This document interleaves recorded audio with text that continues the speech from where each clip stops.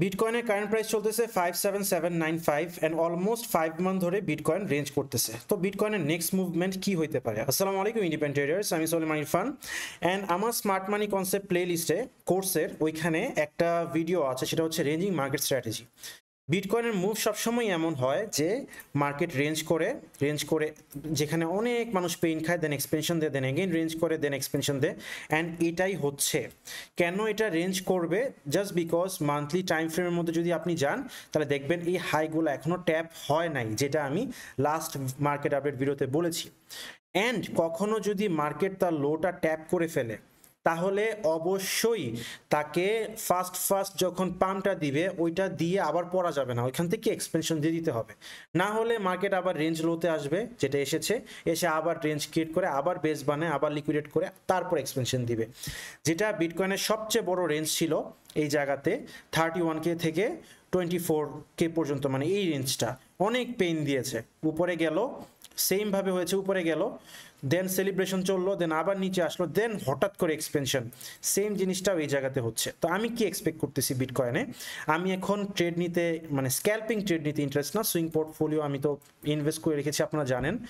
And এই জায়গার মধ্যে বিটকয়েনের যেই জোনটা আছে, আমি চাচ্ছি যে প্রাইস আরেকটু ফল করে এই আনসিকিউর যে লোটা আছে এই লোটা নিয়ে উপরে যাক, গিয়ে দেন এখানে একটা রিক্লেম দেখ। ঠিক আছে, যেটা এই জায়গাতে দিয়েছিল, এই জায়গার মধ্যে যখন লোগুলা ছিল, এই যে লিকুইডিটিটা নেওয়ার পর নিচে আসলো, ডেভিয়েশন ক্রিয়েট করলো, লাইক দিস, ডেভিয়েশন ক্রিয়েট করে ভিতরে রিক্লেম দিল, অ্যান্ড দেন রিটেস্ট করলো, then again pump. So same জিনিসটা আমি এই জায়গার মধ্যে চাই। তাহলে আমি পটেন্সিয়ালি অল্টস অথবা বিটকয়েন অথবা যে কোনো জায়গাতে তখন আমি ট্রেডগুলোকে এক্সিকিউশন বা প্ল্যান করতে পারবো বা ট্রেড নিতে পারবো। আপনি যদি শর্ট টাইম ফ্রেমে যান তাহলে বিটকয়েনে এখন কোনো স্ট্রাকচার দেখবেন না। যেটা স্ট্রাকচার হওয়ার জন্য বিটকয়েনকে অবশ্যই এই জায়গাতে এমএসএস দিতে হবে, যেটা 60937, যেটা আমি টেলিগ্রামে আপনাদেরকে এই চার্টটা দিয়ে বুঝিয়েছিলাম। অনেকে বুঝেন নাই, তো এখন বুঝিয়ে দিলাম, বুঝতে ইজি হবে। যে এটাকে ফ্লিপ দিস, যে ফ্লিপ করো, তাহলে আমি একটা এন্ট্রি পজিশন খুঁজবো এখানে লোতে আসার পর।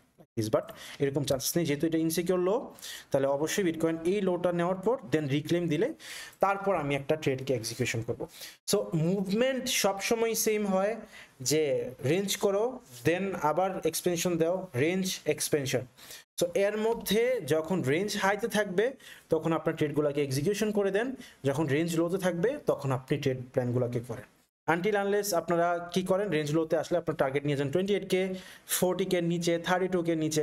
সো এগুলা না করে প্রপার রেঞ্জটা বুঝেন, বিকজ মান্থলি টাইম ফ্রেমে এখনো হাইগুলা ট্যাপ হয় না। এখানে ইকুয়াল হাই আছে, এই জায়গার মধ্যে এখনো লিকুইডিটি ট্যাপ করে নাই।